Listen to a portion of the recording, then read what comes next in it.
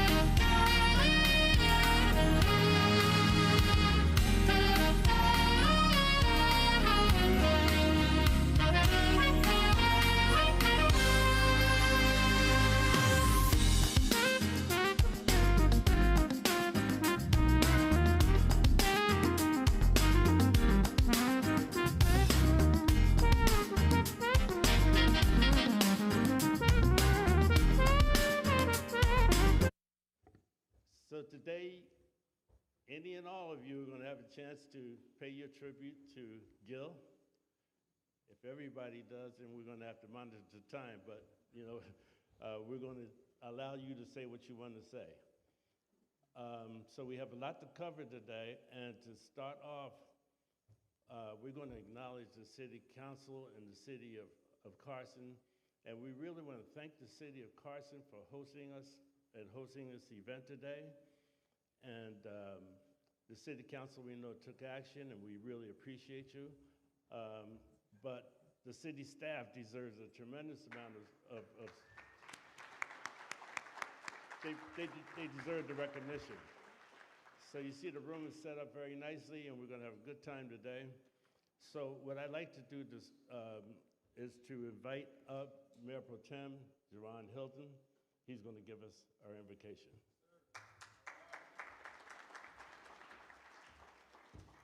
Can we bow our heads just for a moment? Father, we thank you for the life, the legacy, and the lineage of our dear brother and friend, Gil Smith.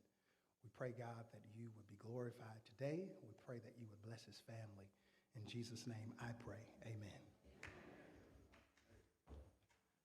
Okay, so I want to invite the entire city council, and the mayor hasn't arrived yet, and we are sorry we started ahead of her, but if the city council could come up and make whatever comments you like, we'd appreciate that now.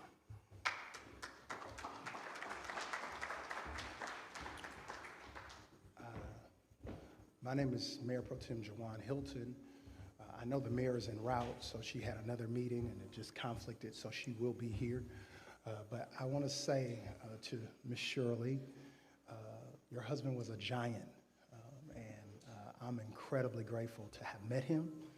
I'm incredibly grateful that he supported me. There was times where I made unpopular decisions, but they were for Carson. And he would call me, and he would say, Juwan, you can't please everybody. Do what's right for Carson. And I'm incredibly grateful for him, the life, the legacy, the man that he is, the man that he was. And it's my hope, my prayer, that one day that I'll go down in history as the person like Gil Smith. So thank you for your incredible kindness, your incredible generosity to the city of Carson and to what you have allowed him to become. Thank you. Now I'll introduce Cedric Hicks.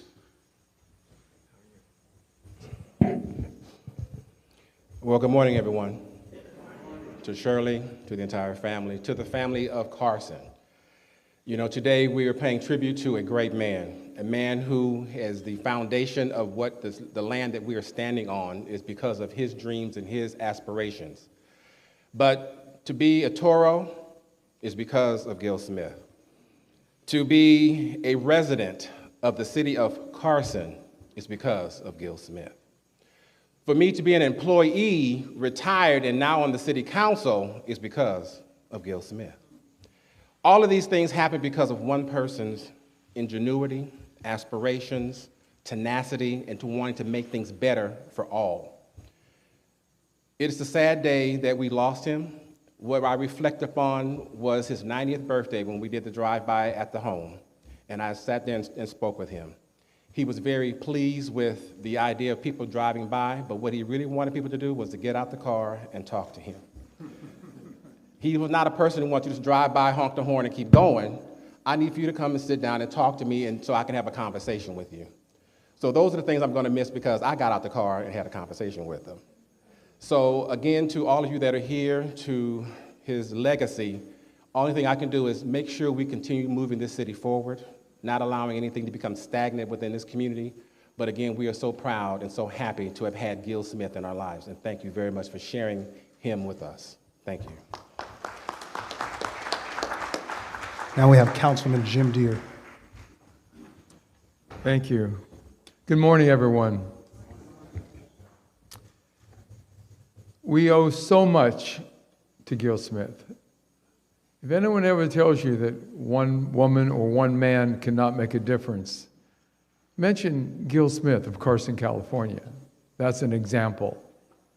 He was one of the leaders, the first chairperson of the committee that created the city of Carson. And you know, we might not be here in this room if it wasn't for him. Think about how history could be different. So I know all of you are here because in some way your life was made better. The entire city of Carson exists on a vision and a desire for local representation, a desire for a better community and the quality of life. So we owe Gil Smith and his family, his wonderful wife Shirley, all of his family, a real debt of gratitude for them letting us have Gil Smith and sharing him. Because Gil Smith acted the way he did 60 years ago, along with his neighbors, the city of Carson was created. It might not have been created for 10 or 20 years later if it had not acted. So we as a city council, we learn from that. And all of us, we stand on the shoulders of great leaders. And Gil Smith, without a doubt, is one of the greatest leaders, I think, in the country. I'm not exaggerating. Because of the example, will you agree with me? A role model for public service, a role model for so many young people, a role model for many of you in the room today. His leadership and his ability to get along with other people and put forward, sometimes needing the compromise, sometimes needing to work long, long hours, many hours, many days to achieve a goal. He was willing to do that. He had the skill, the intelligence, and he had the desire to help his neighbors. His neighbors became the city of Carson. So we thank you, and God bless Carson for Gil Smith. Thank you very much.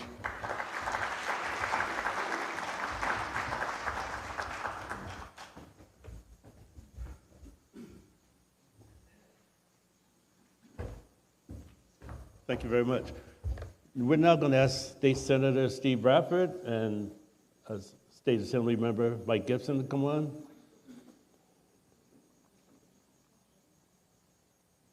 All right.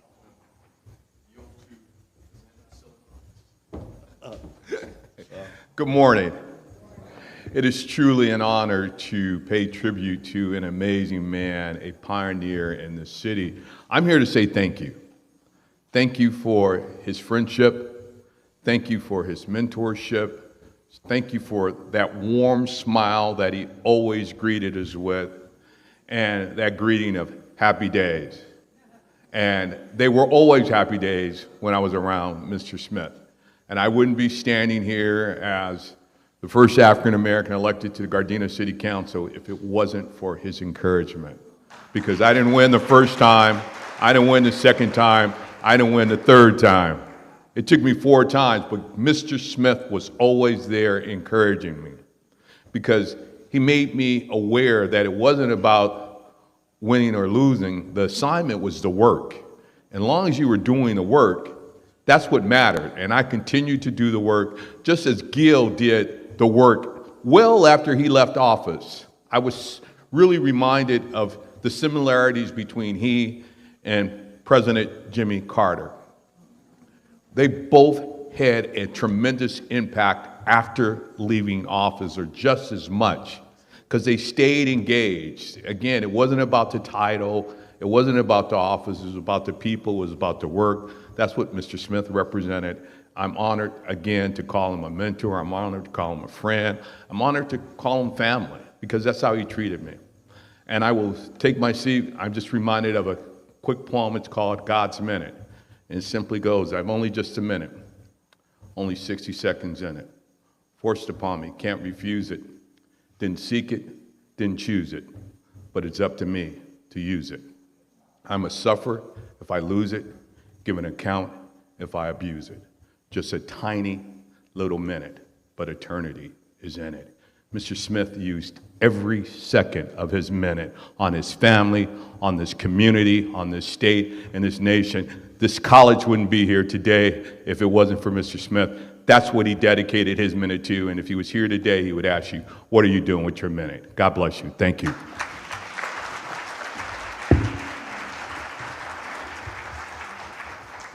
First of all, let me give reverence to God. Without him, I am nothing. To all the religious leaders, to my bishop, Bishop William Todd Irving, and to all of the Carson family. Mike Gibson, representing the 65th California State Assembly District. I just said that Mr. Senator Bradford must be looking at my notes, because I was going to use that same analogy about Jimmy Carter and also Gil Smith. We have this to the Smith family, to Shirley, in memory, honoring the life of Gilbert D. Gil Smith, whose memory we pay tribute and reverence on this day, the 17th of January, 2025. On behalf of the California State Assembly, we do express our deepest sympathy. When we return back to Sacramento next week, I will be adjourning the session in memory of Gilbert D. Gill Smith. And because you are too quiet, and this is a celebration, can you just do me a favor? Can you put your hands together like you lost your mind, and let's give Gill Smith a round of applause. Everybody, we should be standing on our feet, giving him a standing ovation, because he passed our way, he touched our lives, he laid the foundation that we now stand upon. Oh, come on, you can do better than that. Many of us would not be in this room had it not been for Gill Smith.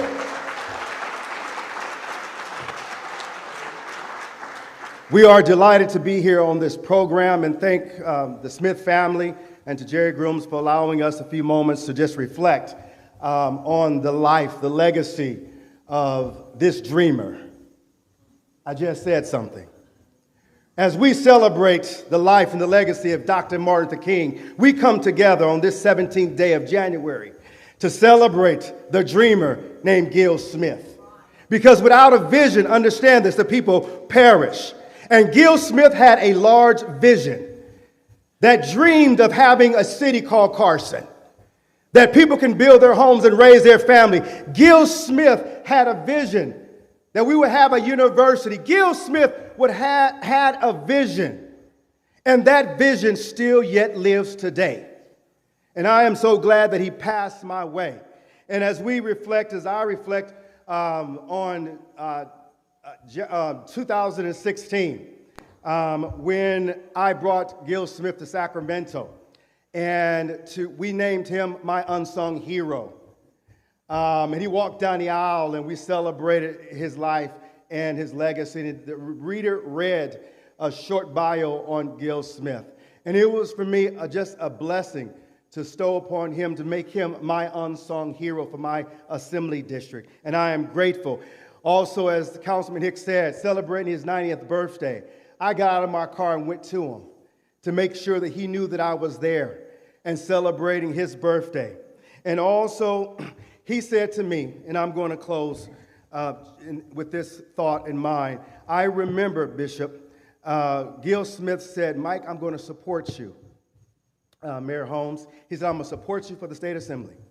And Mayor Pro Tem Hilton, he said this. He says, when you get there, can you just do me one favor, Jerry? He said, can you just do me one favor, Frankie? He said, can you just do a little something in the area of sickle cell anemia?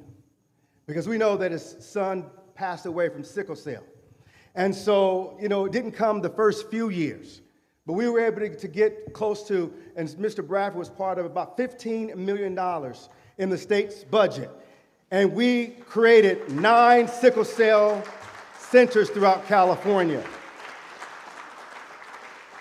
But the very first sickle cell center at Martin Luther King Hospital bears the name of Jeffrey Smith.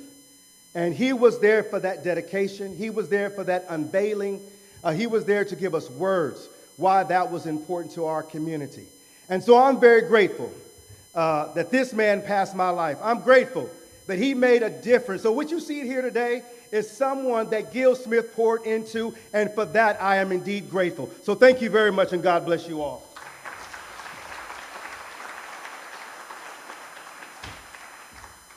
Thank you, Mike. So we're going to ask the mayor to come forward.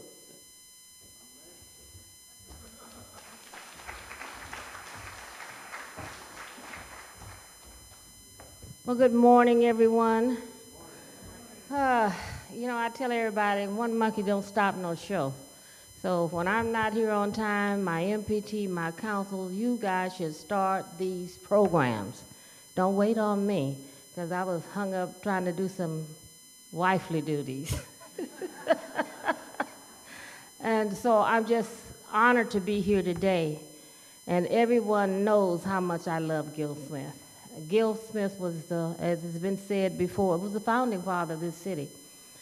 Gill Smith, I called him my captain because he navigated my political career.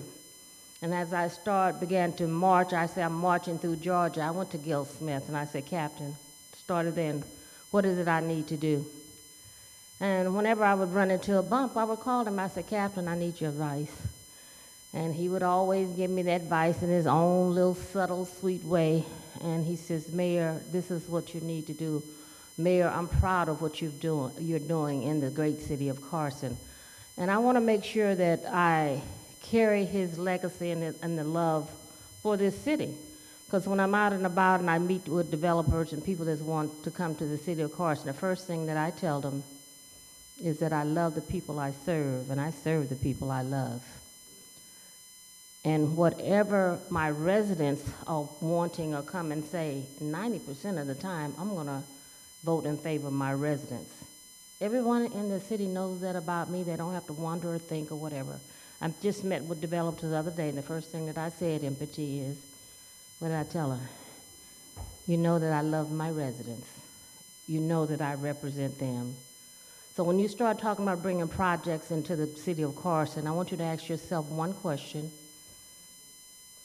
Is it good enough for your family? Will your family like to live in this environment? Will your family like all of this going on in their neighborhood? And they go, what? I said, yeah. I said, now bring me back a project that your daughter can live next door to. That is my philosophy. That has been me since 2007. But I got that from Gil Smith. Gil Smith told me, take care of your residents and you'll be okay. Take care of your residents because those are the people that put you in office. And 96,000 residents cannot sit on that dais, but they can elect someone that has their best interests in mind. And that's what I've been doing since 2007, and that's what I will continue to do until I'm no longer running for city council. I'm honored to serve the residents of the city of Carson. And Shirley, I owe that all to you and Gil Smith. When I first ran in 2007, who did I call?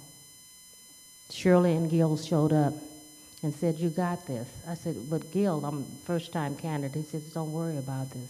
You got this because you're a new kind of politician. You're going to be a politician that no one has seen before in the city of Carson. Because you know why? You're unbought and you're unbossed. That's what I've been since 2007. I'm unbought and unbossed. So don't come to me with your $2,500 checks or your $5,000 checks and think that's going to get my vote. It's not going to happen. It's not going to happen because he said, take care of your residents. If you take care of your residents, you will be successful. And that's what I've done, Shirley. You came, I remember that day you walked in the room, we had about 100 people in there. You said, I'm here to support you, but I have to go to another meeting. You left, but you did remember that, don't you? You came, you said you have my support, and you left. And for that, I'm grateful. For that, I'm grateful for the fact that this city is what it is because of Gil Smith, our founding father. And because he was our founding father, I want to put together a committee to honor this great man, not just with his name in the hallway of the community center. And I've already been approached by people that want to honor this great man in a great way. We've already discussed a bust, Councilman Deere, that the city will sponsor. We're not going to go out and beg people to give us no dollar, and we're not having no fresh fries. That is not happening. Okay. We're not doing that. When you sit up and say you have a $229 million budget, you're supposed to put it on someone that you love. You're supposed to put it on someone. We're going to do a bus. We haven't decided what else we're going to do. Shirley, I'd like you to be a part of that planning committee, and I've already been approached by others, Del Huff, that we're going to do something to honor this great man. We're going to put our money where our mouth is. You know, we always run around and say we have this, but we love Gil Smith. And it's obvious by the people that have showed up this morning at 10 o'clock to say how much they love Gil Smith. And we want the young people to know how our city became a city and the people that were the pathfinders and stayed up many nights to make this city what it is. We're no longer known as the junkyard city. Our new motto is Jewel of the South Bay.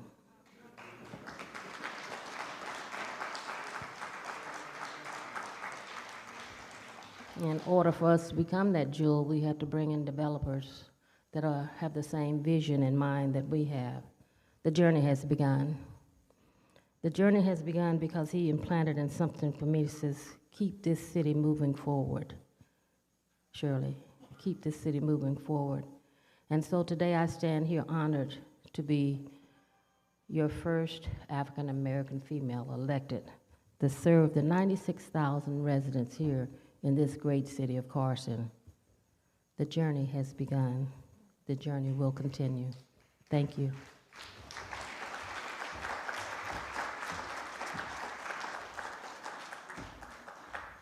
Thank you very much, Mayor.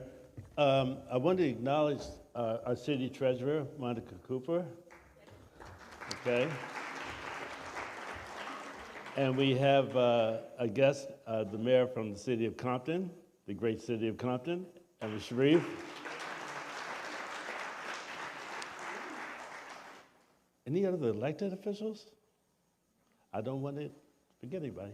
Okay, so we also have Dave Roberts, our city manager. Thank you. Thanks to you and your staff for all of your help, all of you. Okay, so I think you've all had a chance to browse around, and if you got here a little early, you got a chance to see many of the artifacts and memorabilia. Much of that was provided by Cal State Dominguez Hills. And you know that the jazz ensemble was provided by Cal State Dominguez Hills. They provided a lot, but we're going to provide the best. President Thomas Parham.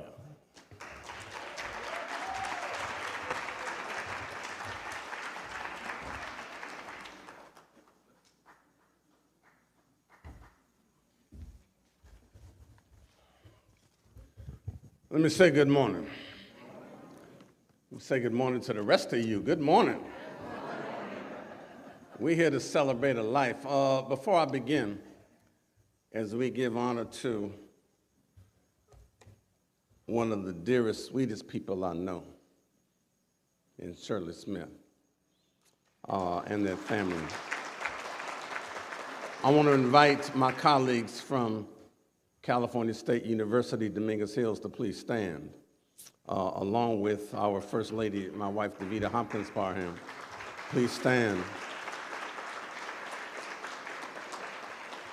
So that you see people who represent the entire campus community, I make these remarks on their behalf.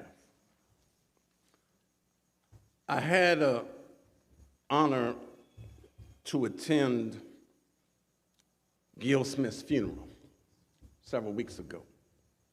How many of you had an opportunity to be there with us?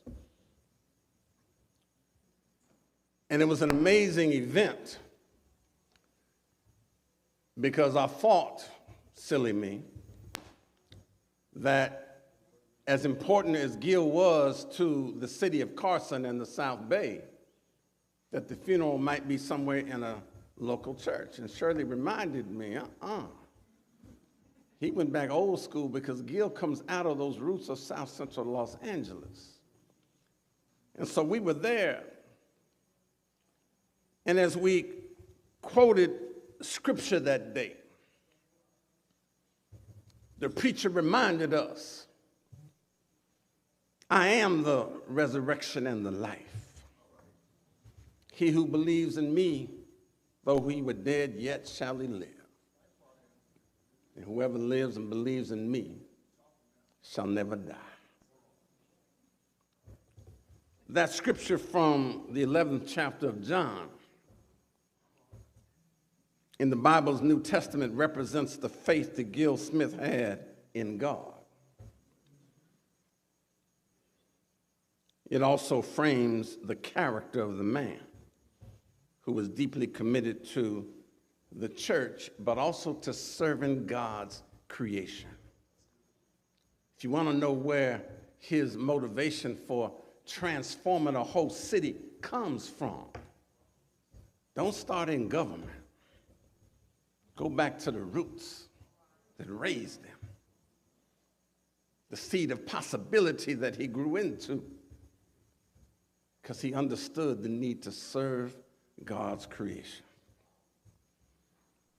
Gil Smith, my friends, was born in the early to mid-30s, in a time warp, if you will, an interval of post-Depression, pre-World War II context, where life for a black man was difficult, circumstances hard, the future uncertain.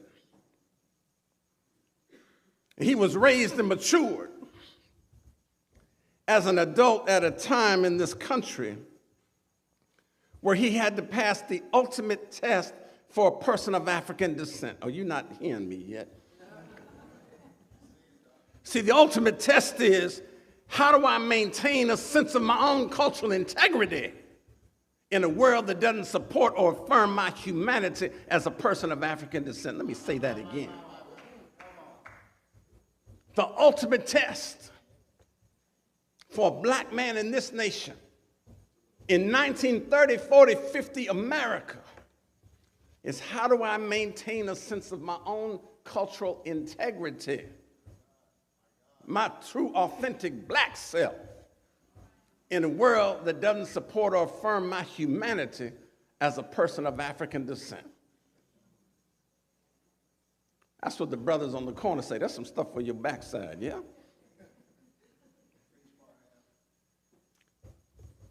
And passing that test throughout his 90 years on this earth, he helped raise a family with a wife and 3 children, helped develop a medical intervention program devoted to treating sickle cell disease, engaged with the Citizens Council to advocate for the incorporation of the city of Carson, served in city government as a councilman and first African-American mayor, managed to find love again when his first marriage ended. Indeed, he lived a consequential and substantial life. He was a fierce advocate for excellence because he knew that an area littered with junkyards and vacant lots and factories and waste dumps and refineries and even corruption in politics. Now, we're going to talk the truth here today. They needed to upgrade to an authentic political servant, thriving businesses, youth programs, and educational institutions. So what we witness today in this wonderful city is a tribute to the vision of the man that he not only saw, but operationalized. Sometime in our community, we have people who have vision. I heard, right? Our assemblymen remind us about without a vision, the people will perish. But I'm here to tell you that without a voice, the people will suffer. He had a voice of uncompromising clarity about what it is that this city needed. And he used that voice, serving God's creation, to make a difference in all of our lives. In my years as the 11th president of York, California State University, Dominguez Hills, Gil Smith and his wife Shirley were as big a supporter as my wife David and I have had since we've been there.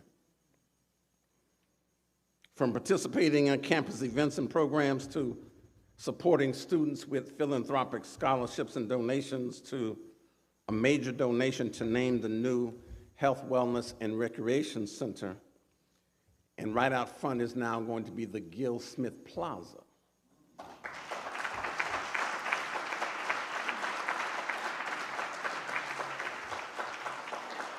Now, you applaud the university and its president for that, but who we really ought to be applauding is Shirley and Gil Smith, who put that in place and made sure it was in place before he left this earth. And Madam Mayor, if we're thinking about where to put a bust in the city, no place of honor would be better. I'm just saying.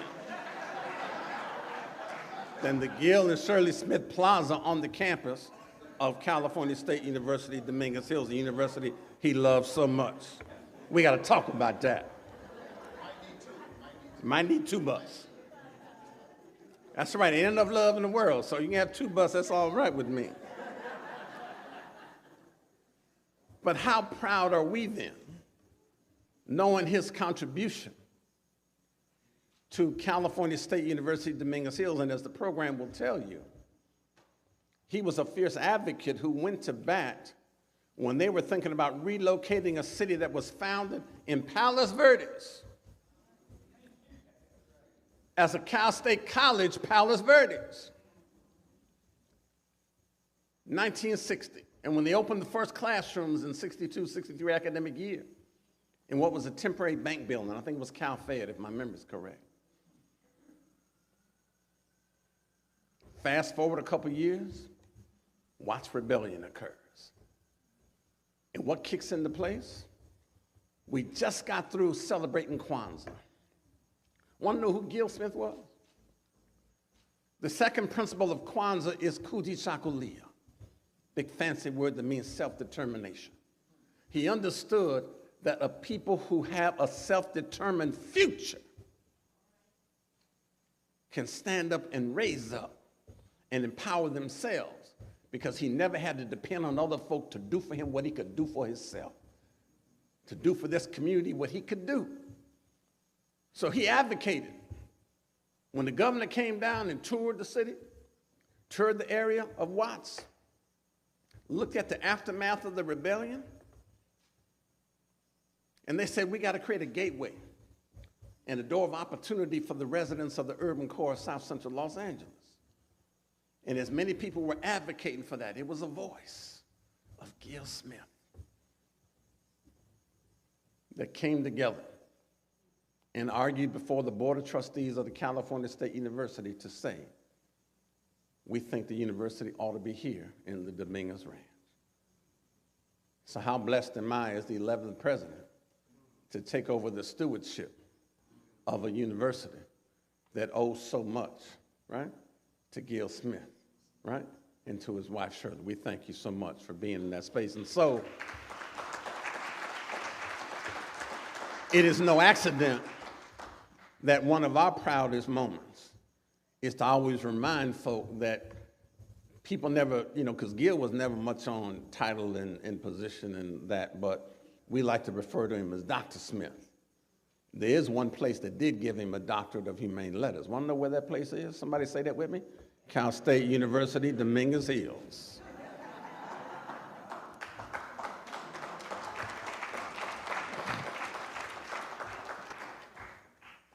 To me, as I look over and review Gil's life, he was like a quiet storm Smokey Robinson sings about in his R&B tunes.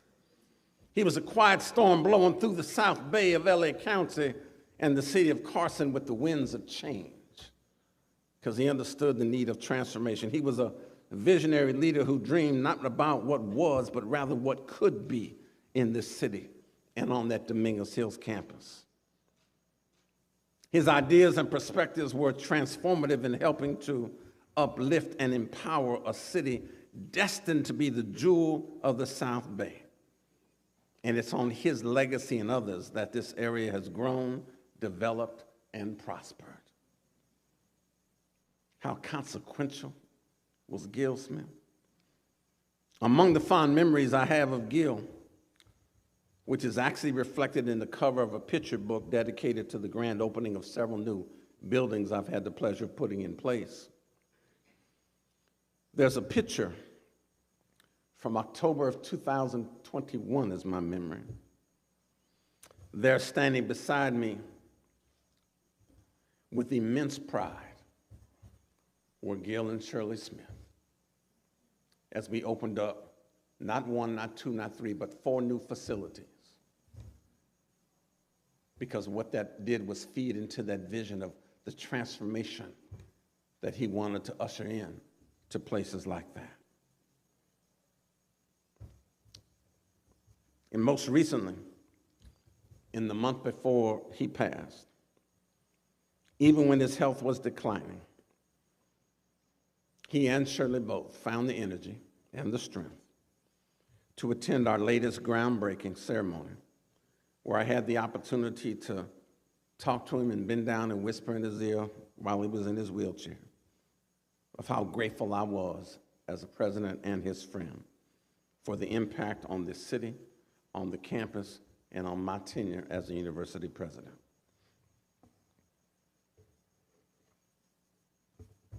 In the week and last days Gil was on this earth, and in the days after his transition, I need you to hear me well on this one.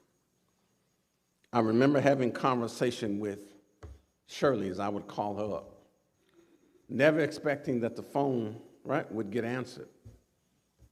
But almost always, other than one or two occasions where I'm leaving messages, Shirley's answering the phone.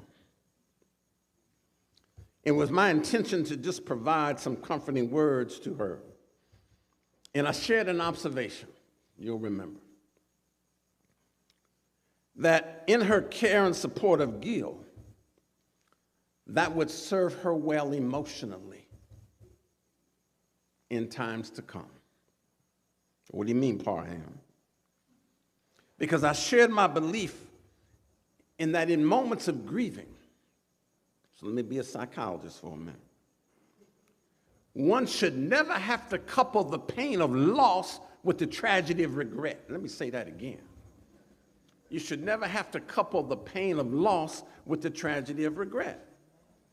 And there's so many families and friends whose life interventions with those who have recently deceased is characterized by insufficient engagement and communication. So consequently, they approach the grieving saddled with substantial regrets about what they wish they had have said or done for that who was deceased. Fortunately, that was never the case with Gil and Shirley. And today, even in the pain of that loss, she never has to couple that with the tragedy of regret, because everything, right, was said and done in that space. And you two are a model for what that ought to be for the rest of us. What a blessing you give to us in that kind of care. As I close, I'm reminded of a piece of African wisdom that says existence has a face on every side, and every face teaches a lesson. And those of us that truly understand existence never separate the faces from the lessons they teach, say the knowledge. So everybody pick up your program and take a look at Gil Smith's face. Because the question we have to interrogate is, what lessons does his face teach us? His face teaches us lessons of integrity in his character, pride in his community, the pursuit of excellence, servant leadership, collaboration across political and civic boundaries to get things done, and a tremendous faith in God. What lessons does he teach us? I'm reminded, my friends, today we come together with hearts that know hurt, but souls that choose joy, testifying that we matter.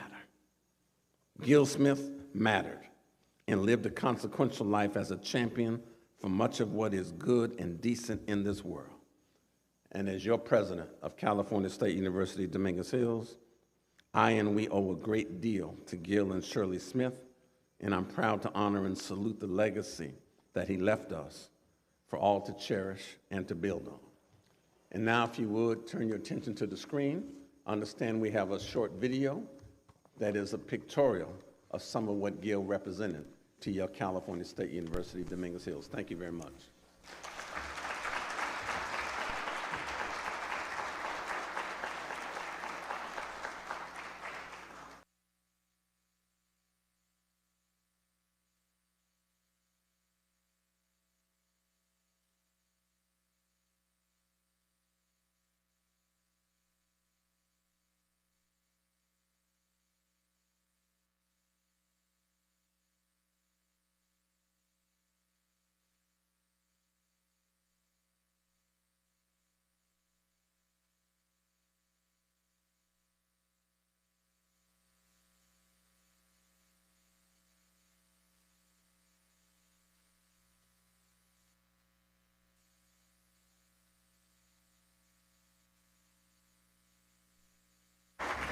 Dr. Parham, we really appreciate your comments. As the 11th president of California State University, Dominguez Hills, I'd hate to be the 12th.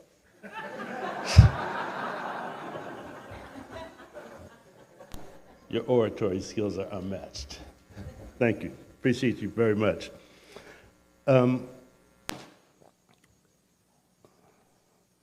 We're going to have a musical selection now, and we have the pleasure. All right.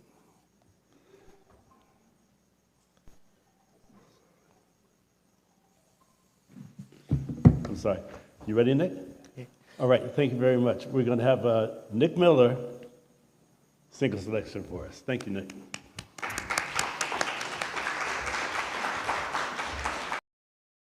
If it's okay, can I just say 2 sentences that will maybe help you understand why I tremble and smile at the same time? I know my name's already been said, but I'd like to introduce myself to you. My name's Nicholas Smith, and the slogan is the South Bay, and it truly has shined its love and support on me as my parents moved here when I was born. I stand here as a graduate of Cal State Dominguez Hills. Go Toros. And I just want to say this, the compassion and love that you and your husband have shown, Shirley, has truly made it so that I recognize I am standing in shade of a tree that I did not plant. Thank you. There's words to a song that says, surely goodness and mercy will follow me all the days of my life, and I will dwell. And if it's okay, I just want to sing something that helps us remember that there's certain things that allow us to acknowledge there's some goodness in our lives that maybe we aren't even responsible for. So if it's all right, I just want to sing this song to you.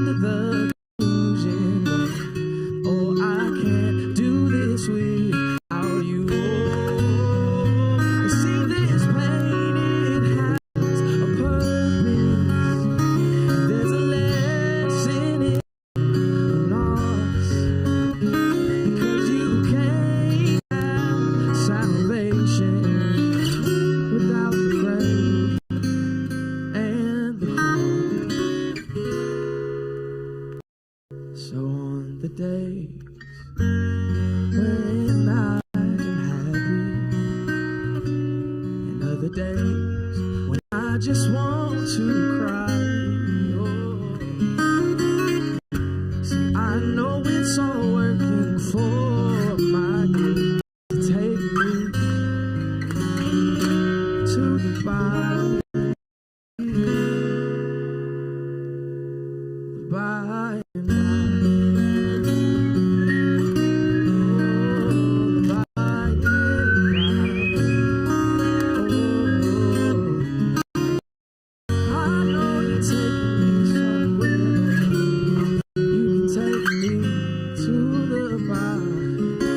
and by.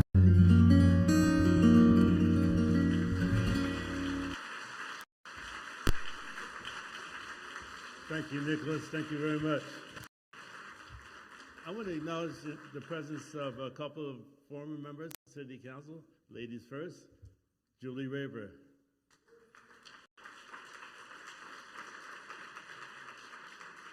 And Mr. Sweeney, Darrell Sweeney.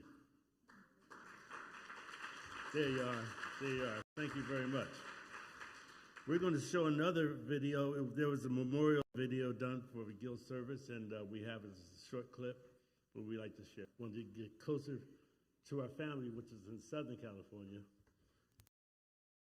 I took an interest in applying for this job. So I knew absolutely nobody in the city of Carson. I did a little bit of research, a little bit. And I came down for the interview to see what's happening.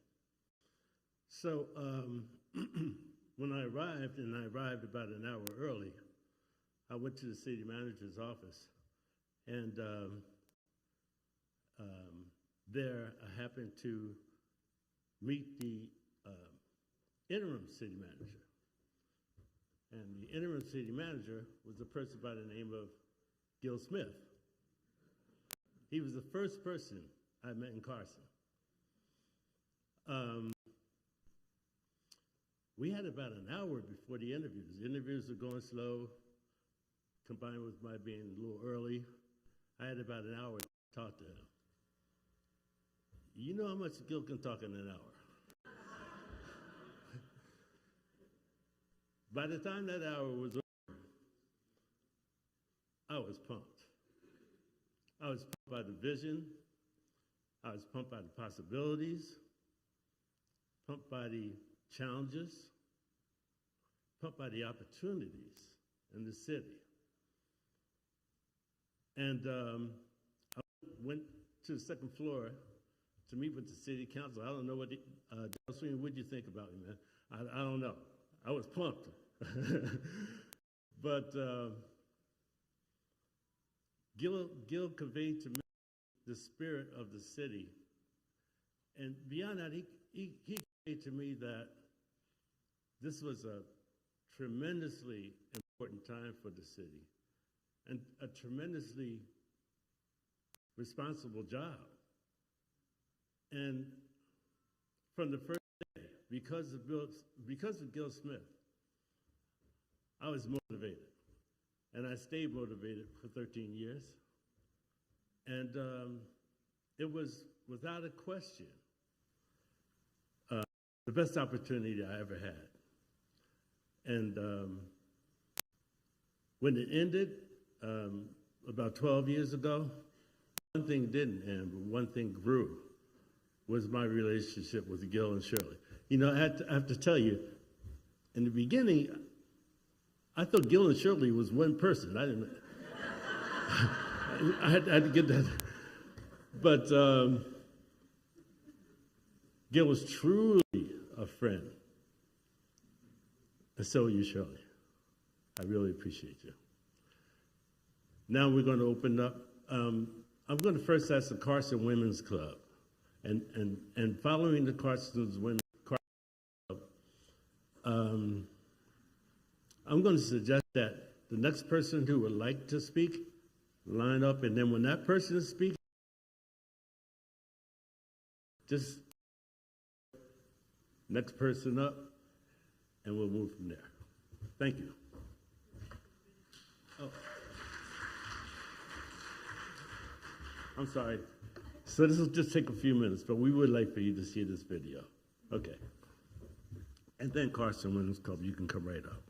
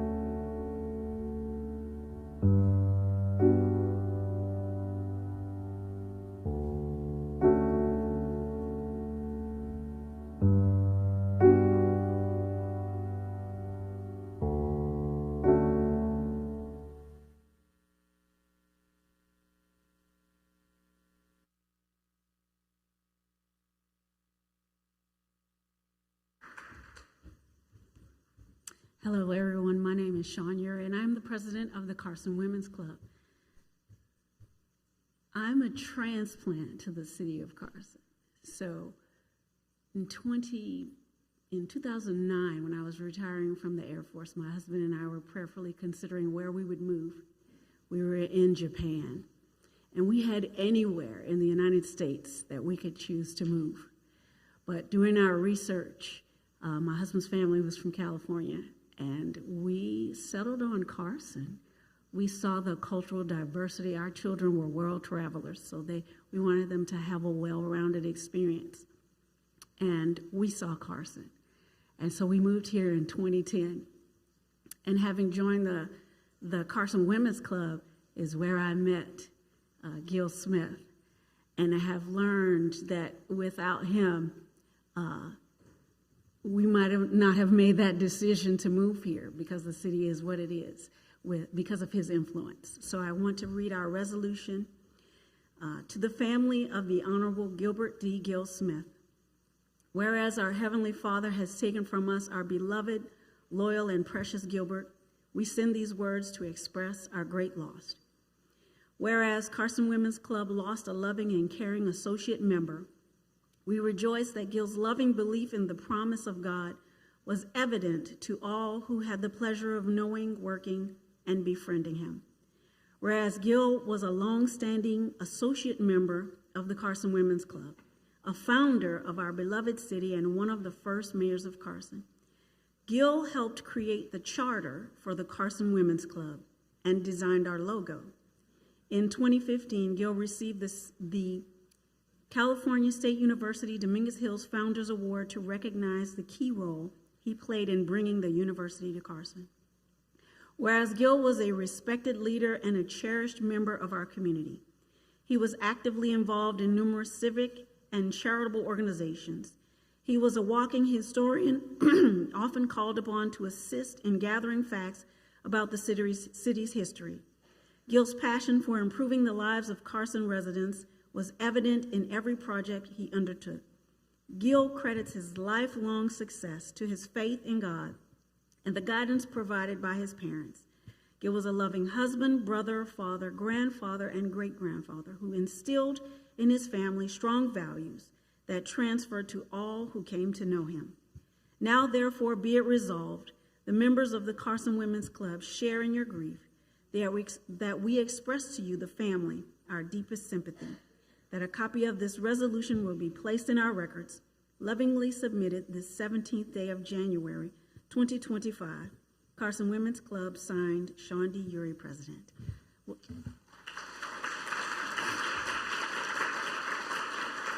Would all those who are members of the Carson Women's Club raise your hand or stand? Thank you. Yeah. Stand for us, please. We're asking that you stand. They're asking that you stand. Carson Women's Club. Thank you so much. You may be seated. And Shirley, we love you so much.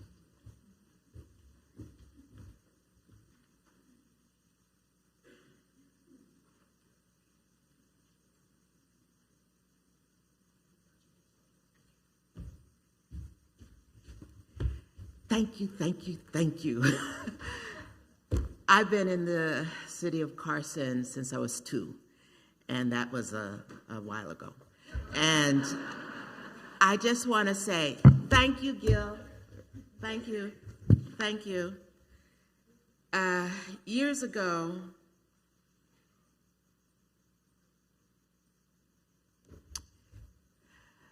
I was, quote, from a poor family. But my mother always said, we are rich, we're rich.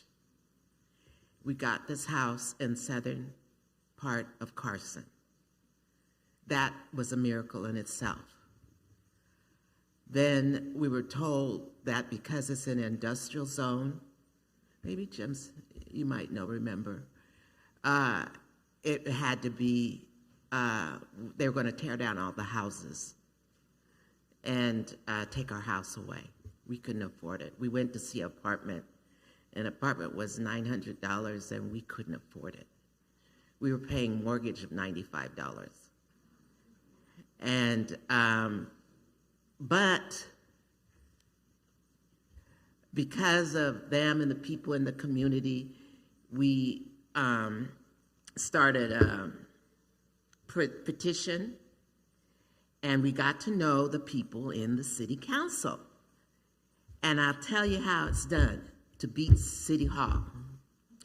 You get involved with the city, You get to know the people who make the decisions, and it's done.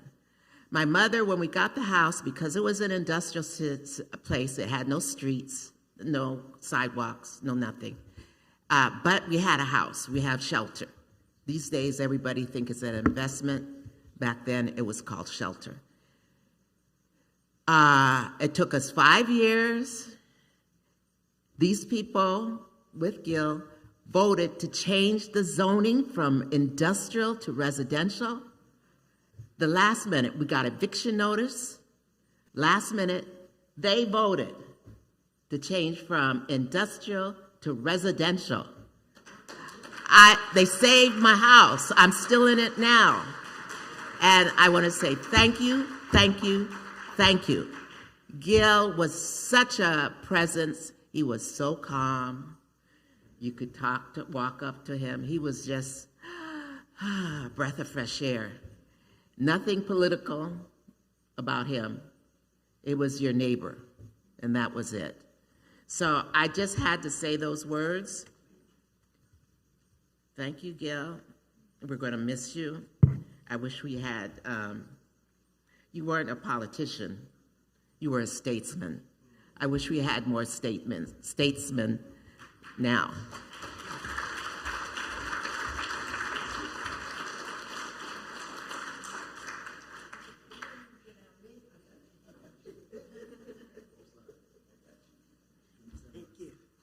Aloha.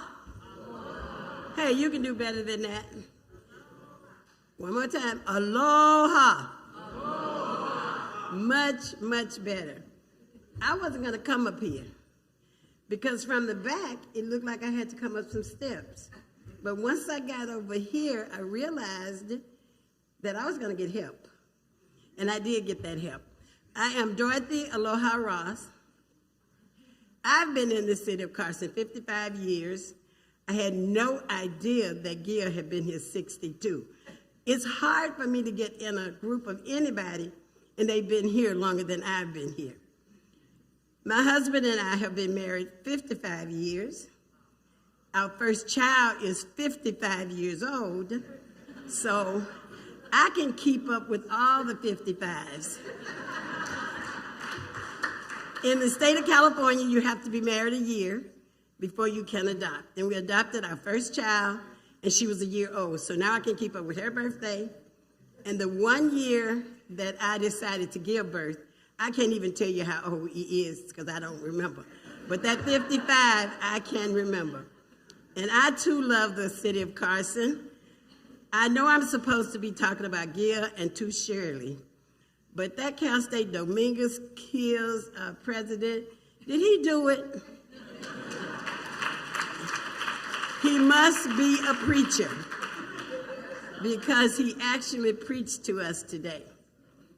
Now, as I move into Gil, the one thing I want you to know is that I've known Gil almost my whole 55 years, and I know I have now that he's been here 62. I go way back with him to M&M. Anybody know what that is? Who is it? No. They ran for city council at the same time. Mills and Muse. Mayor knows. I go way back with him. And being on the Historical Society with him and your host today, that's one of the things that, as you're picking up things that you're going to do in memory of Gil, I would love for that Historical Society to be brought back. Because once it went, the commission went, and everything went. So what happened with us is we were ready to have the society, which is a little disjointed from the city. And they sent to us Michael Whitaker. We have been in this commission forever and ever, and nothing really happened. We moved forward, we stepped back 3. We moved forward, we stepped back 3. So when he came, we had an attorney, we had everything. And Gil really worked that. He worked that with the Cal State Dominguez Hills, grooms who worked with us, and that's why I'm here. I wanted to make sure that I let everybody who was here from all sections of the city know that that Historical Society was moving because of Gil. And now that Gil has decided to go to heaven and wait for me, I would like to see something done in that stead. I was on coordinating council with Gil too. And everybody knows where that comes from. That comes from Carol King. And then the Carson Sister Cities Association, our last installation, Gil was the person who installed me. So as I move forward, and Shirley, as you move forward, I would really love to see a lot of the things that Gil brought to our city finished. I don't like to not finish things. So if we don't finish anything but the Historical Society, who knows about the Goodyear blimp? What was the name of that organization? Lighter Than Air. See? A lot of us have been here 55 years. So once again, I would really love to see some of those things done. And now to you, Shirley. My favorite book is by Robert Mush, and it is I Love You Forever. I love you forever. I like you for always. As long as I'm living, my buddy you'll be. Thank you. I'm a 40-year retired teacher, 15 years, so 55 years ago, I walked in the classroom for the first time. Thank you.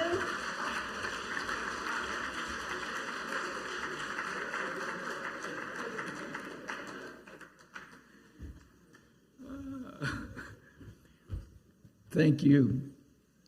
In the 2 minutes I have, we're giving everybody 2 minutes. 2 things about Mr. Smith that I will always cherish. Number one, for many years, we shared a date night. For many years, we shared it. People are looking at me, Ms. Smith, kind of crazy right now, wondering, where am I going with this? For many years, we had our date night at the same place. First, it was by accident, and then it was by God's divine providence. Every Friday night at Paradise Restaurant, we would meet there and have our date night. Pastor told me that, Bishop, when I got married, he said, the same thing you did to get her, you need to do to keep her. And that was 42 years ago. I've been married and we've been together 50 years. I know I only look 50, but we've been together 50 years. So I shall always remember the date night. Secondly, I will remember the wise counsel when we built the stadium, when we built the Home Depot Center. And I would go to him for counsel when they were picketing in front of my house, trying to recall me, telling me, you're going to let those names they would call my Latino brothers and sisters, you're going to let them tear up our city if you build that stadium. Tried to recall me. They tried to fire Jerry Grooms 2 or 3 times. And I wasn't letting that happen. I made many of people cry in closed session behind that, but that's another conversation. I will always remember his counsel when I would call him and say, Doc, they trying to get me. Stay the course. Stay the course. Don't give up. That's going to be something significant for the city for years to come. That's my 2 minutes. I love you, Miss Smith. Gil's a mentor to so many of us. I didn't want to say that because he's a mentor to all of us. He raised all of us. Thank you. I love you.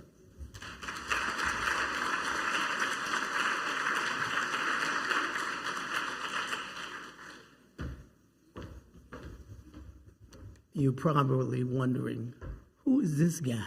Okay. Well, I'm a Carson resident, and I'm here to say a very special thank you, Mrs. Smith, for the work that your husband did for our community. One, I've raised 3 sons here. 3 sons here. And one of the best things I've done in my life was to move to the city of Carson. It's been a beautiful place. I mean, matter of fact, I even graduated from Cal State Dominguez. I was going to say before I came up that I had the privilege of probably being the person in this room who lived closest to Gil. But that's not true. I'm looking at my neighbors right here at this table. They lived right across the street, right next door to Gil. I live four houses down from him. A wonderful man. And one of the things I want to share with you that he did, we were, in our neighborhood, we were talking about the fact that we never knew anything about those judge names that were on our ballots. We would look at them names and we would be trying to figure out who to vote for by their last name or what, because there ain't no pictures, there's nothing. Well, what the people in University Heights did under the direction of Gil, they decided to have a judges forum. And they made the judges that we were voting for come and stand before us. And when we would go to the voting polls after that, we knew who they were. We could make an intelligent decision. Matter of fact, one last thing I'll share about that. Every judge that came to our forum this last time out, they won. And Gil was there. You know, he look, once again, I just want to say as a Carson resident, I am so thankful that he helped found this city, and I'm so thankful for you guys because you keep it beautiful. I love my city. Thank you, guys. All right.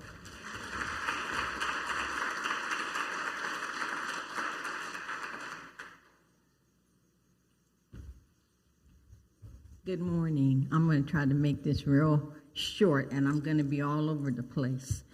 I actually moved to Carson in 1984. I didn't meet Gil until I don't even remember when.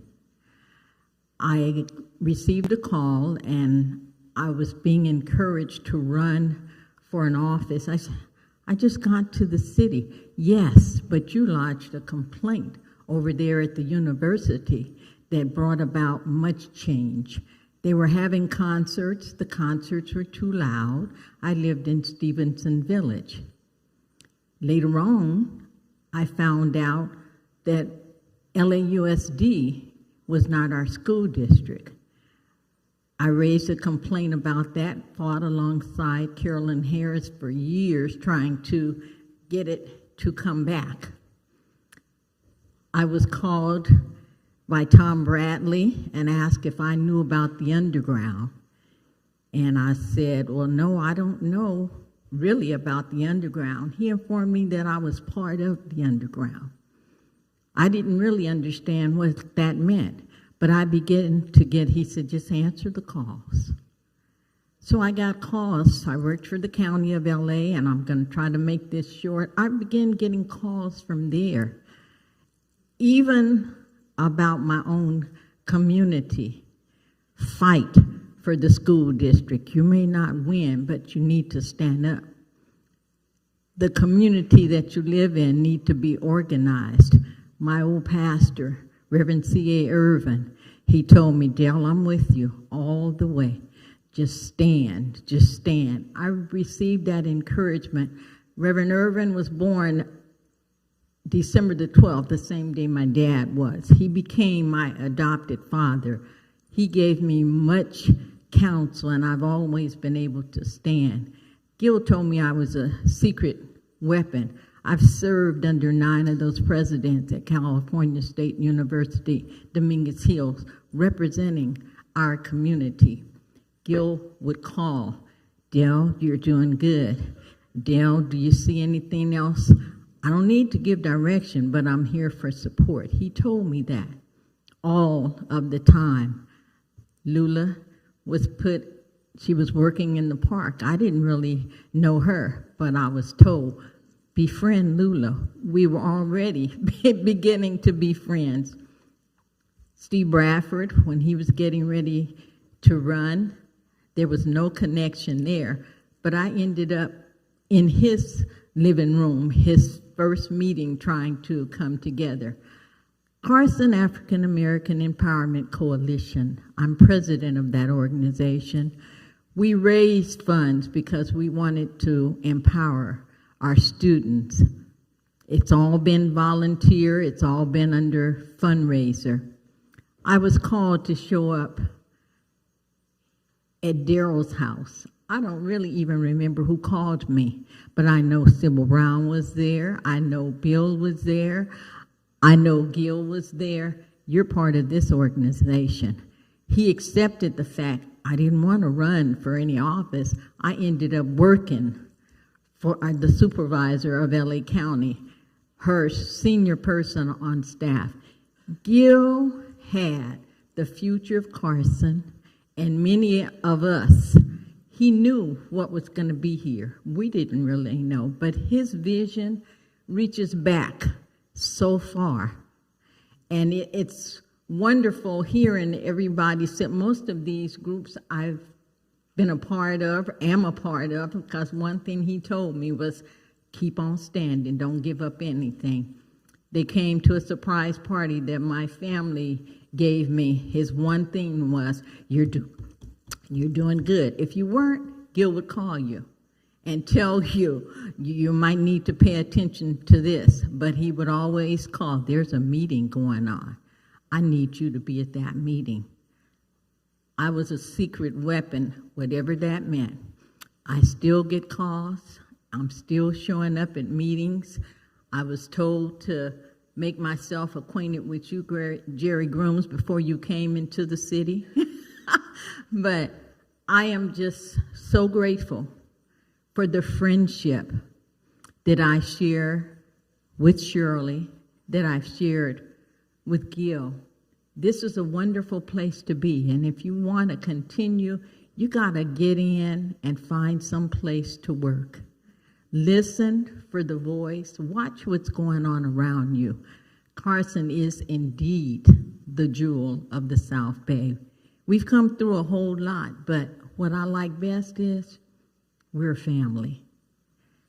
Thank you so much, Shirley. I will always be grateful to Gil. Whatever it means, I will continue being a secret weapon for Carson's sake. God bless you.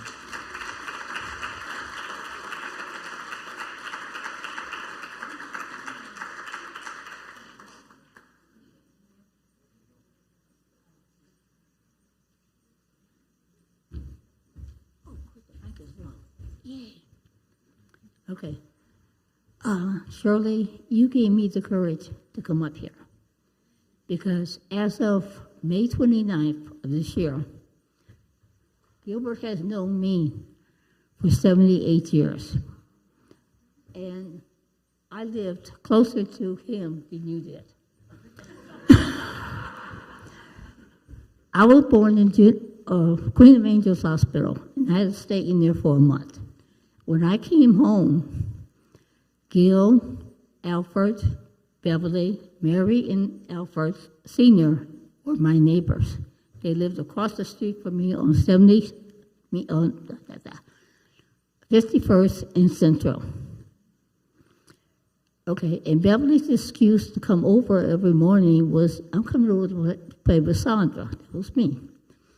But if my mama was having grits, she stayed and ate. Okay, I lost it. Oh, okay. I am shaking. Mary Smith got sick. Beverly calls me because I was doing in-home service. Can you come take care of my mama? She forgot to tell me about her mother, who was not a little angel, but anyway. And somebody said that Gilbert was quiet. Gilbert and his brother, I walked in the front door at his mother's house. I wanted somebody to talk to for 5 minutes who made some sense, who I could actually talk to. They're out the door. And Gilbert is patting me on the shoulder. Sandra, you got it, it's going to be okay. And I'm going, if you two don't get back in here. So when I get up to heaven with you guys, I'm going to get you. Thank you.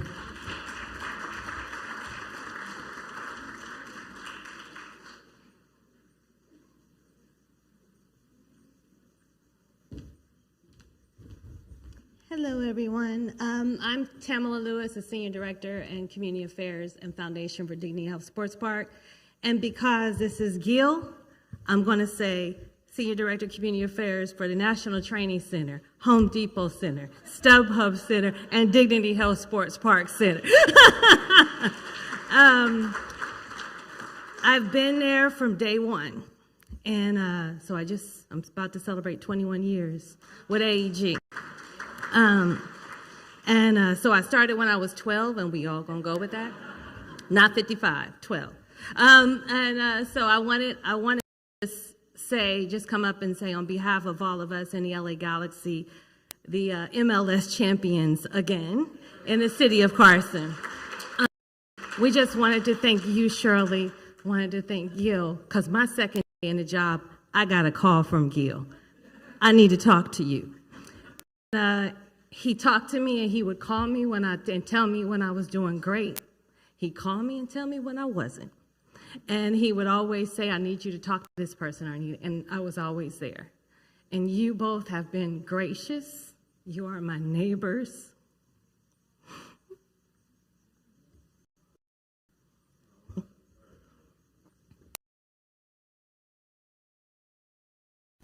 We love you dearly. And you're in my heart, you're in my prayers, and you know we're right around the corner if you need us. All right? Thank you all.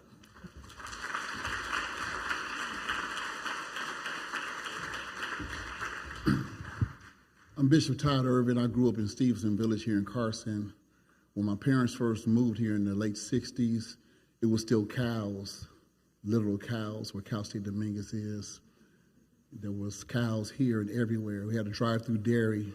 We drive through the dairy and get glass bottles. But I want to say this to you, Mrs. Smith. Allow me just 2 minutes. My father was in Compton by the airport. We had a house there. He was being foreclosed on. Holy Spirit said, pack boxes. He packed the boxes. He was sitting on the boxes with a shotgun. His best friend came by and said, man, what are you doing? He said, man, I got to move, but when the sheriffs come, I'm going to stand my ground. He said, get in the car with me. Let's ride to this new place called Carson. They rode over here, him and a man by the name of Pastor Dillard. Pastor Dillard found a house on Fairman Drive in Termont. My dad, further discouraged, said, man, just take me home. He said, let's go through Stevenson Village, this new area. When they passed through, there was a lady out there wringing her hands. She was upset. They stopped to pray for her. She said, I just bought this house. My husband just died. I don't know what I'm going to do. I need to sign this house over to somebody. My father got that house signed over to him while in foreclosure in Compton. We got to Carson because of that. But the 2 times I saw my father cry, when your husband became the mayor, he said, I come from the South. You don't see black people becoming mayor. He cried like a baby. 6'4", Marine, tough guy. He cried. The second time was when Barack Obama became president of the United States. That's twice when he cried in his life. So thank you for sharing your husband with us. I'm a Carson boy, born and raised. Now I'm back here pastoring in Carson. I love you, God bless you, and thank you for sharing him with us.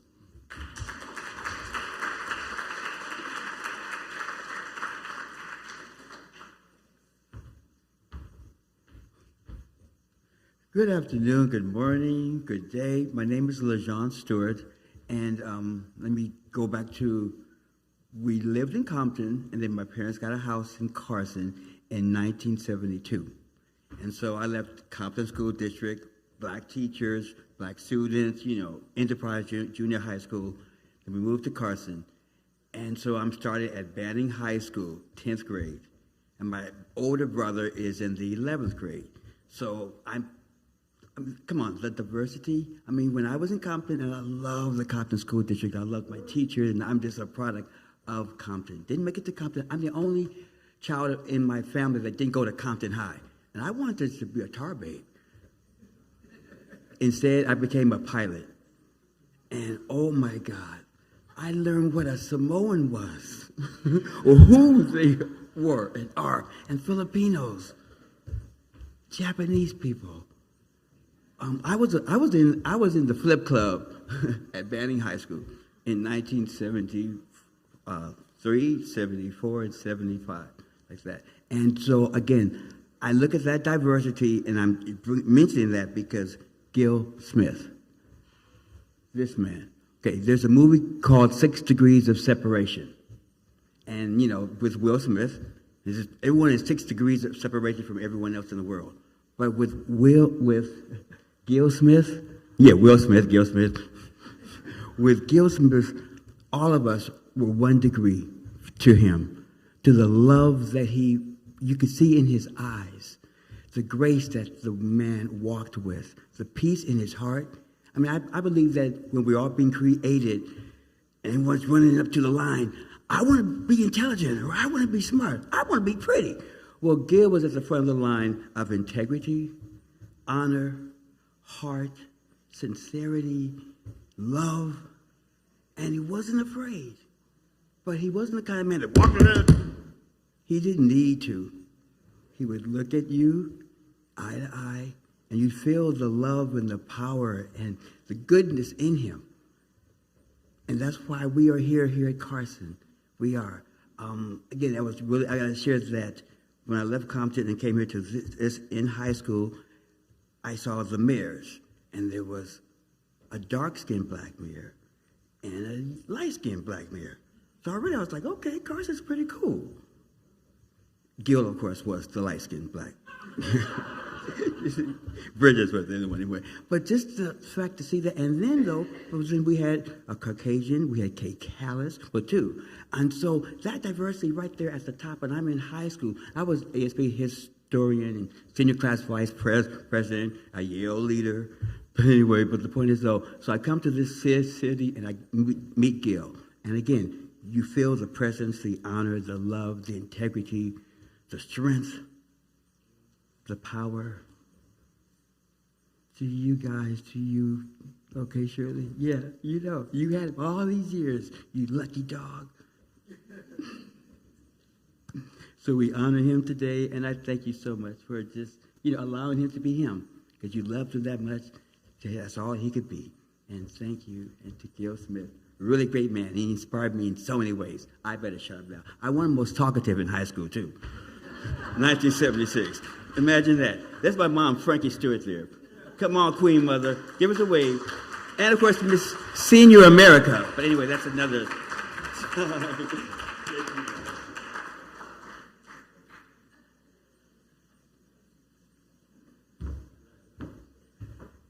Hello, my name is Ashley Blancas, and I'm here on behalf of Congresswoman Barragan. I do want to say that the Congresswoman sends her warm regards and condolences to you, Ms. Smith, and his family.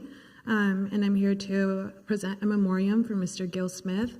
I feel very inspired after everyone who came up and said inspirational words. You can feel a sense of community, and I love that dearly. So again, I'm here to present a memoriam.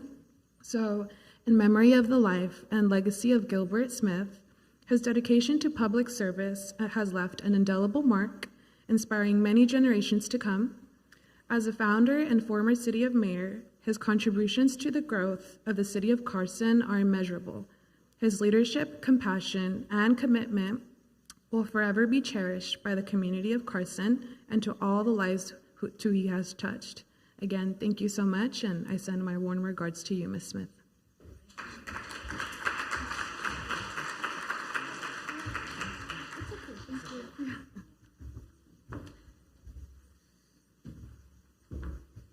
Hi, good morning.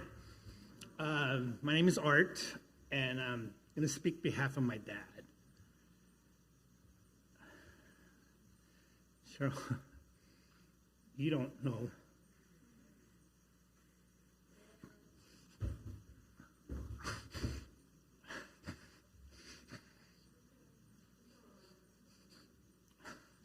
How much my dad.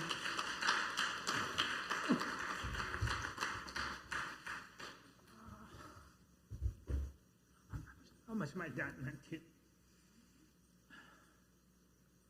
We moved in Carson in 73. Dad was in the Navy. He came over here. We found Carson. He started working at Carson. And he got into the political scene. Dorothy brought some great memories. I can remember Gil Smith, Dr. Mills, Dorothy, and my dad's patio game planning. This is going to come full circle for me because I was that little kid that was in the back of a truck. And my dad would put all the signs in the back of the truck. And they would yell at me and my brother, that house, that house. We're putting signs up. We hated it. Didn't understand it, but, we were little. Well, thank you. I've been in Carson since '73. I left for 6 years, joined the Navy. Saw the picture of Mr. Smith in the Navy. I'm pretty sure my dad and Mr. Smith were in the Navy at the same time because my dad did 20 years in the Navy in the same time frame. They're about the same age. So I think about what President said about growing up in those time frames in the United States, and my dad growing up in Philippines during post-World War II and the stuff he had to deal with.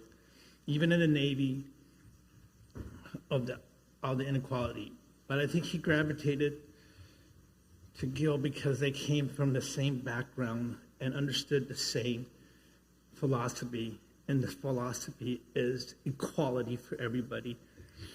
I remember one time my dad said, "What is that?" Gil told him, "What are you doing? What are you doing to make Carson better?" To my dad. And I think my dad could say, and one of the things my dad was really passionate about was his heritage. And he's one of the founders of Filipino Independence Day here. So he started that. And I did the same question my dad did to me: what am I doing to make this community better?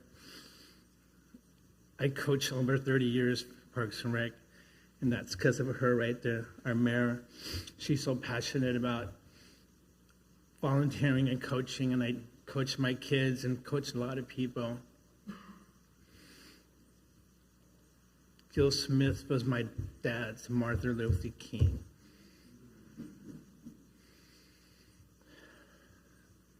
We love Carson. My daughter went to Cal State Dominguez Hills. She is now an educator on her 4th year at LA Unified. The thing that gets me full circle is that for some reason I am now politically connected to City Council. I say that by Mayor. She was interviewing my son for a congressional nomination for West Point.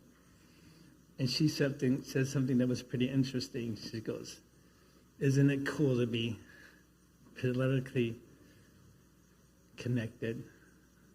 I am so grateful that my dad got to be with Mr. Smith and what he built. If you don't understand how beautiful this city is, you should just look at this room. Funny story is that my brother gets a call and he says, "Hey, the mayor wants to talk to you."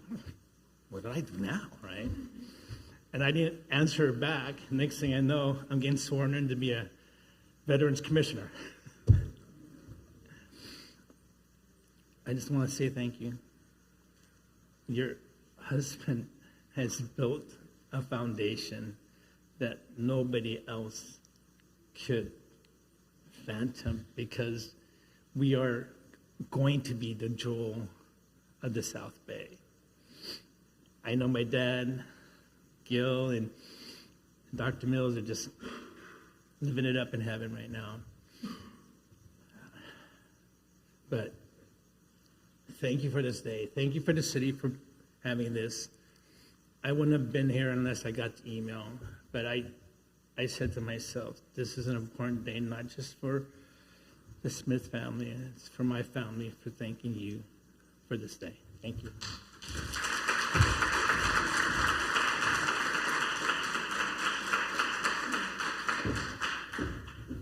Good morning. Afternoon, sorry. My name is Kim Richards, and I'm the CEO of Boys and Girls Clubs of Carson. And Gil was a friend, and he also introduced me to one of my closest friends. Carol Keene. When I think about Gil, I think of his ability to create a sense of belonging, and I've heard that a lot in this room today.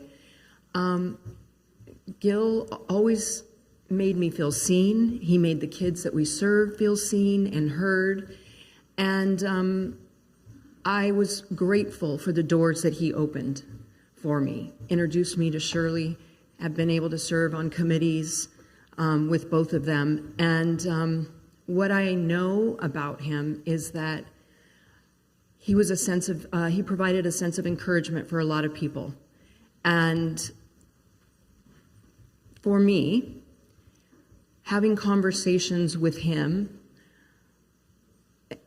times were discouraging occasionally, and he always brought me back to the mission of what I'm here to do and to serve kids in the city of Carson. And he gave very sage advice, and the encouragement was always stay focused on the big picture and make mission-based decisions so that you know that you're doing the right thing. And he also encouraged me never to sway from the vision to serve more kids more often. And I also appreciated his interest in me and the kids and the people who serve the kids every day, about what else inspires us, and to open doors to connect to that, whether it be education or art or community, serving in the city for youth on commissions, all of those things.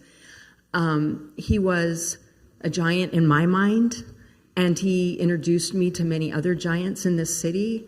And I'm just really grateful for everything that you and Gil have done for us, and being a supporter of the Boys and Girls Clubs all these years.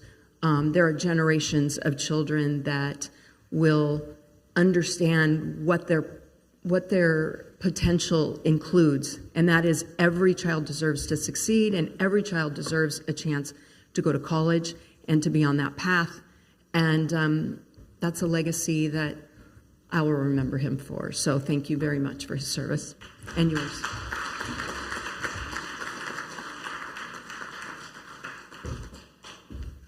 We're going to invite the Queen Mothers to come forward. Virgin Seymour, the president. Such a gentleman. Supposed to be president. I would like to invite all of the Queen Mothers to stand with us, including Shirley.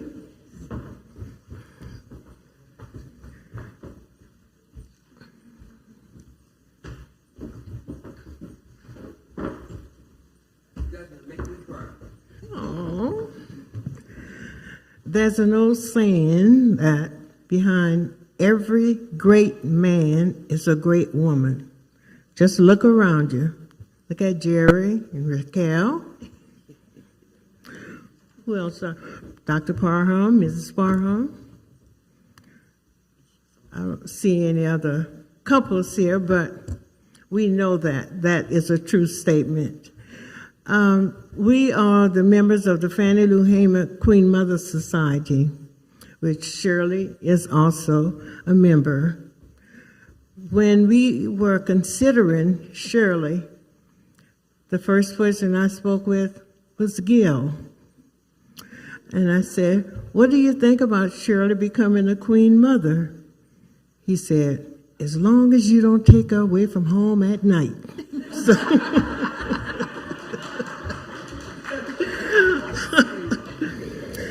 he called me Kiddo. I went to Gil regarding a stroke center. Mary Ann O'Neill had a vision to have a stroke center here in Carson. And she and Gil were like that. She said, "Virgie, I'm going to send you to talk to Gil, see what he has to say about it." He said, "Kiddo, everything begins with the first step. If you make that step, God will make two." So here we are, the Fannie Lou Hamer Queen Mother Society, and I'd like to recognize one of our I'm going to call her honorary members. Mrs. Parham, would you stand?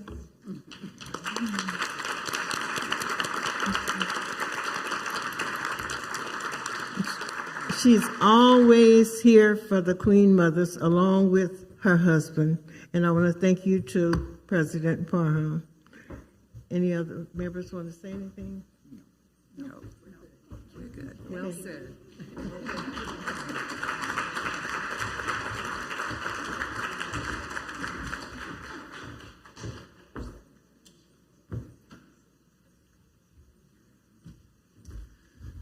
Good afternoon, everybody. My name is Ray Cruz, and I'm I spent 13 years here of being the Community Services Director, and before that, the Public Services General Manager. But I wanted to speak about the man that was so beloved and known as a king here, but he was beloved in this county. Before I knew anything about Carson, I knew it through Gil Smith, through SCAG, and the League of California Cities, which I would take my mayor and council member, Ginger Bremberg, every month. Who would I meet? It would be Gil Smith. And she was a white Republican who hated everybody, but she loved Gil. She loved him to death, give him a big hug and kiss. But he was a diplomat. He was a gentleman. So he'd work that whole room every month. And so when I was up for a position here, I went to Gil, and he sold me on this position, and I never looked back. It was 13 years of love here, and that's why I'm here today, to honor him. So thank you for giving me a few minutes to talk about Gil.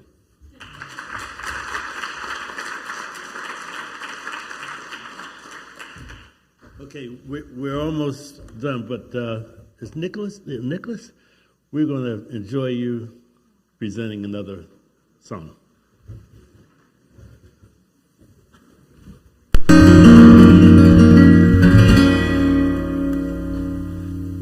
After all the kind words that have been said here, I hope that we can take away that you don't have to look far to see the good in the life of the people around you and in this community. I hope that these words to this next song bless you.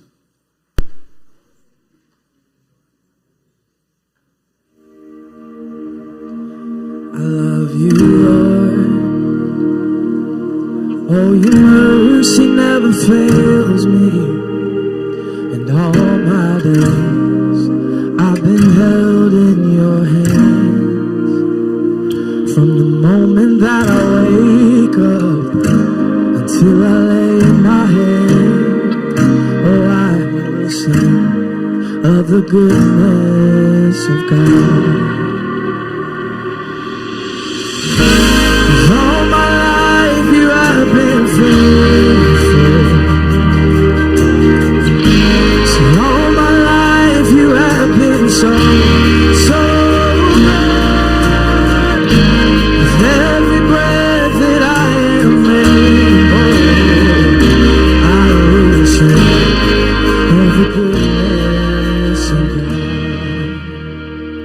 I love your voice, 'cause you have led me through the fire, and in darkest nights, you are close like no other. I still know you as a father, and I still know you as my friend, and I have lived in the goodness of God. 'Cause all my life you have been faithful. Yes, you have, Lord. See, all my life you have been so good. With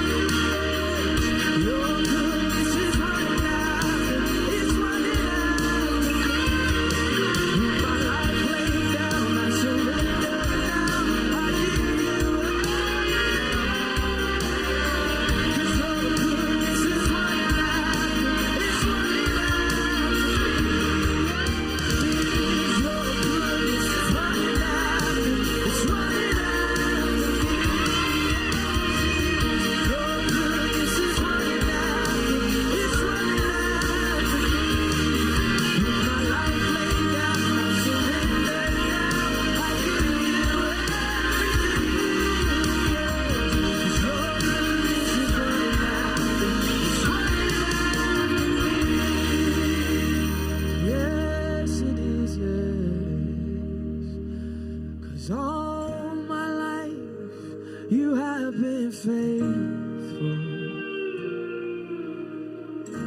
and all my life you have been so good. With every breath that I am able, I will sing of the goodness of God. All my life you have been faithful. Yes, you have.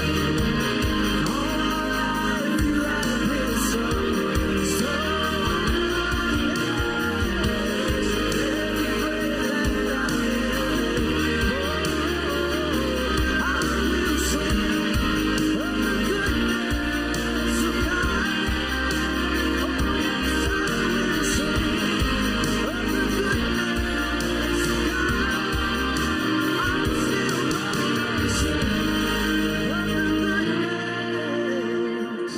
of God.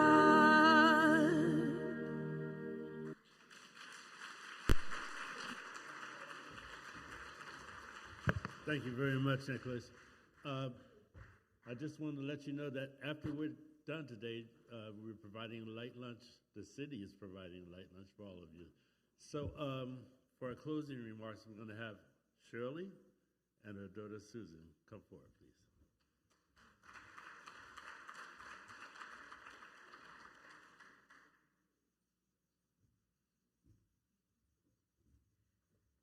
Well, thank you, everyone.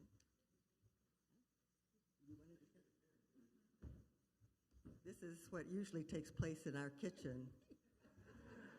You get to go first. No, you go first. No, you. So, hope you can hear me. I am Susan, the daughter, and I'm actually coming to say thank you to everyone for coming out.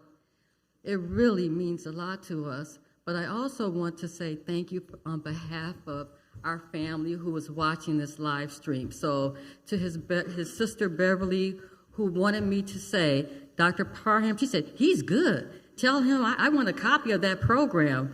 And there was some Assemblyman Gibson. She said, oh, I remember him from the sickle cell dedication. Tell him I said hi. So I'm passing that message along. And also, I just want to kind of speak a little bit on the foundation that Gil left behind. Of course, like I've said before, if you've ever heard me speak about Gil, is that to the city of Carson, he is Mr. Carson. To us, he is a giant. He's our family. He's Gil to us. And he's laid such a wonderful foundation in the form of his children, his grandchildren, his great-grandchildren, obviously all the friends here. But when LeJean got up here and spoke about the 6 degrees of separation, I don't know if LeJean remembers, but I went to Cal State Dominguez with him. And there are so many Dominguez alumni here. Yes, there you go. Yes, so at our table, there's at least one. They're all over. Here, yeah, they're everywhere. I remember when the mayor was at Stevenson Park way back in the day. So it is a legacy here. And it is, I just want to say, again, just thank you on behalf of the family. Thank you guys for extending love to my mother and to Gil. And just, Carson is great. Carson is a great city, and it truly is the jewel of the South Bay. I believe that wholeheartedly. It's a beautiful city.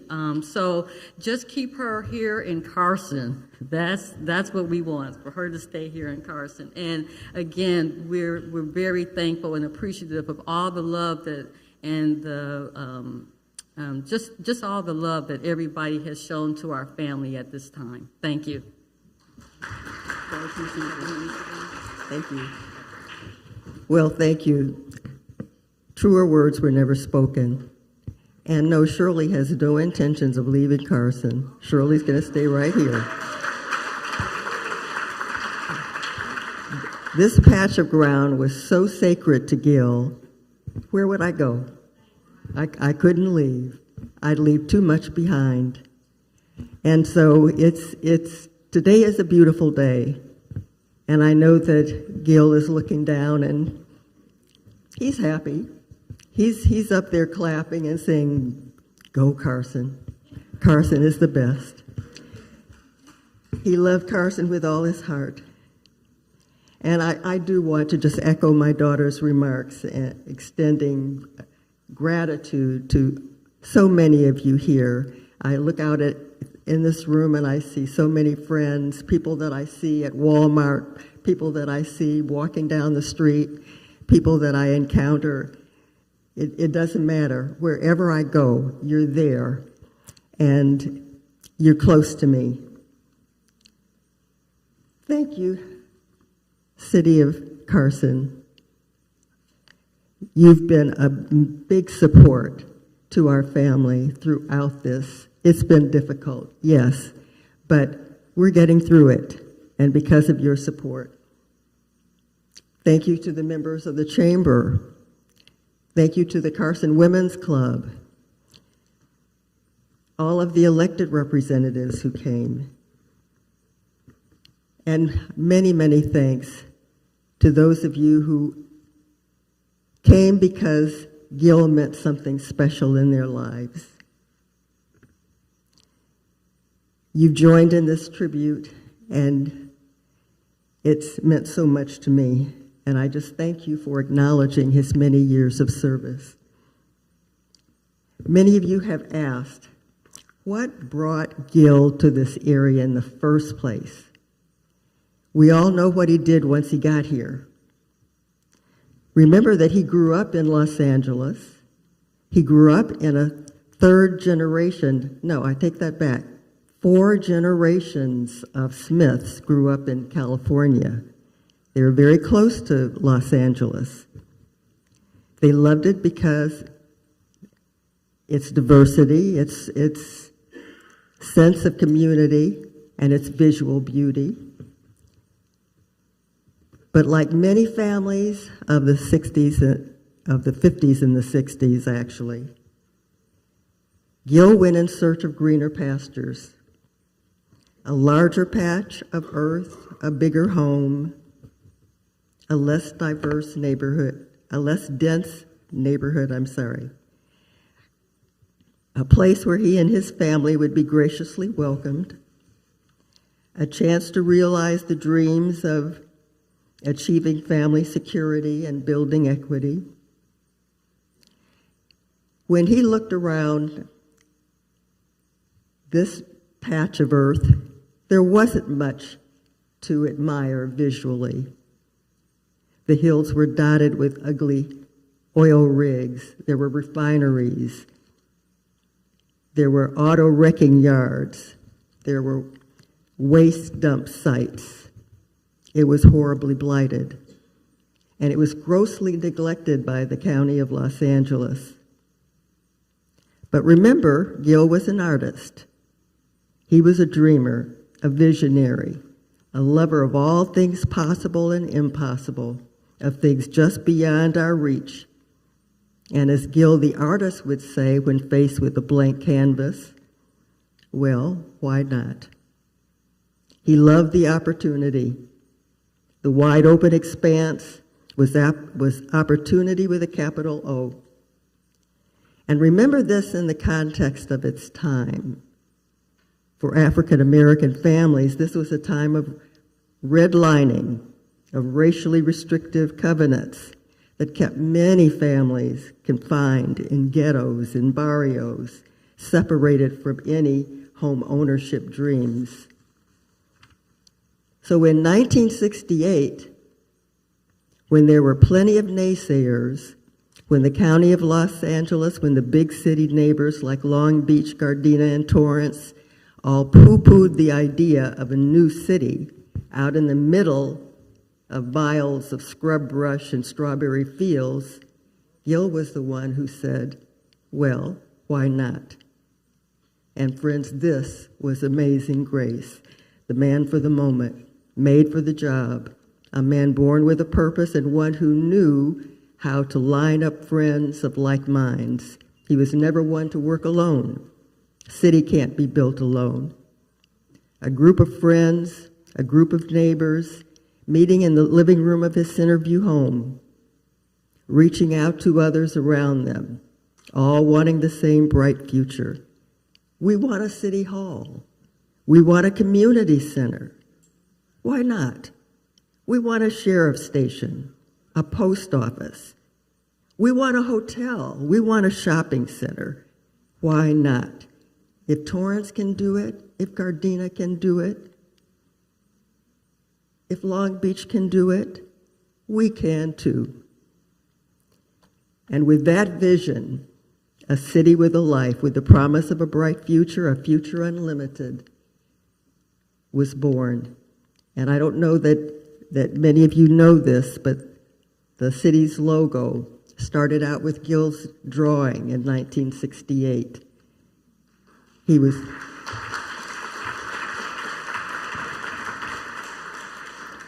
Oh, believe me, if you were to visit my garage, I have a garage full of relics. You think that the tables in the back represent all of what's in my garage? Oh, no. Gil was a pack rat. He kept everything. I have some of the first checks that were written for the city in 1968.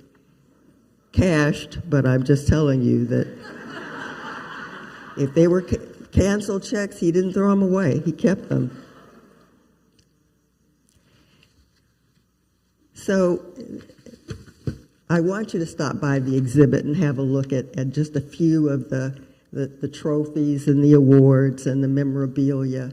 It's just a small bit. If you ever want to see a full Hall of Fame, just come walking through my garage.